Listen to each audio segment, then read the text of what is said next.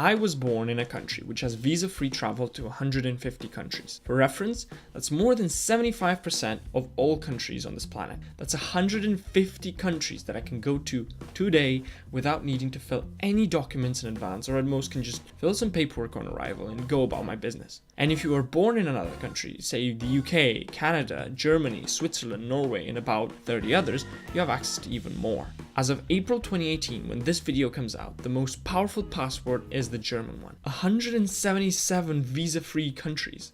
At the opposite end of the scale, countries like Syria, Iraq, and Afghanistan only have 20 or so visa-free accessible countries, and most of these are small Pacific countries. So clearly, there's a huge difference in their passport power. And with that power to travel comes an even greater power to stay. The ease to get a visa for work and study is often linked with the ease of travel. But what is a passport, and why does it have such power to determine where we can and can't go? A long time ago, people worked the land as their main occupation. In fact, this was the norm for thousands of years until about 1700 or so. And working the land means you rarely go beyond the nearest market town to trade your crops and livestock, not to mention travel was prohibitively expensive. Bad roads, slow carts, thieves, no one really wanted to travel without a solid reason. And if you did have a reason, let's say the king or the queen sent you to another part of the kingdom or to another country, you'd need documents to prove you are who you say you are. And a basic piece of paper was the solution to that problem.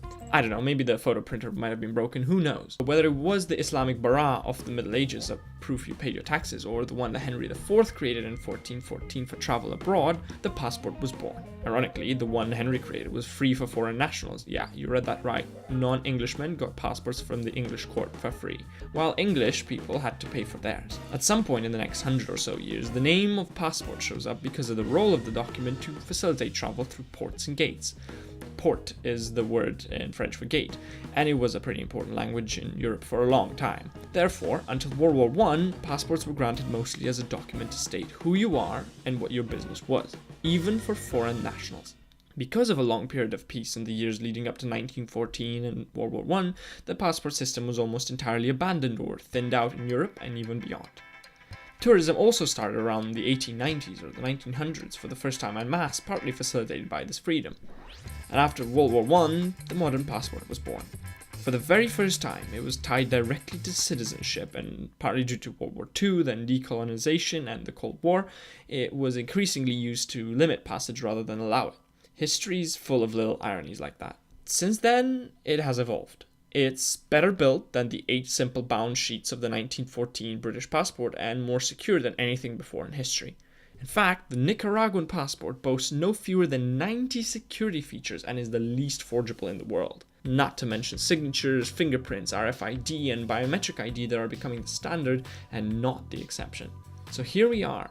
The passport is now a document for identity, as it was when it was first conceived, but also for controlling passage. Their issuing legal entity, the Crown, not the king or queen, but the entity they embody, the government, again, an entity or some administrative body, for instance Hong Kong passports, which have access to more countries than China, are power. Or better said, the country they represent is the power. It's no wonder the development levels of countries correlate almost exactly to their passport's powers, but not quite, because of the consensus-based international order we have these days, where agreement makes rules, means that for negotiation purposes, passports can be tools too. For instance, very recently the UK proposed a trade deal to India, and the Indian Prime Minister had the additional condition of free visas for Indian students. So passport power is also a function of the web of agreements and deals that exist in the world too.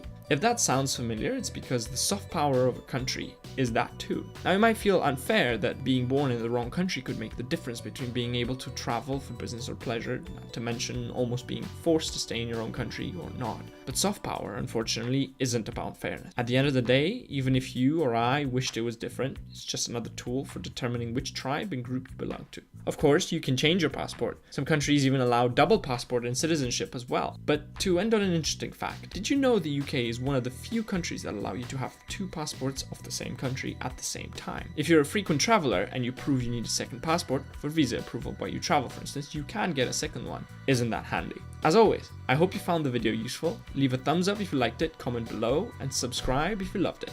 See you next time. Ciao.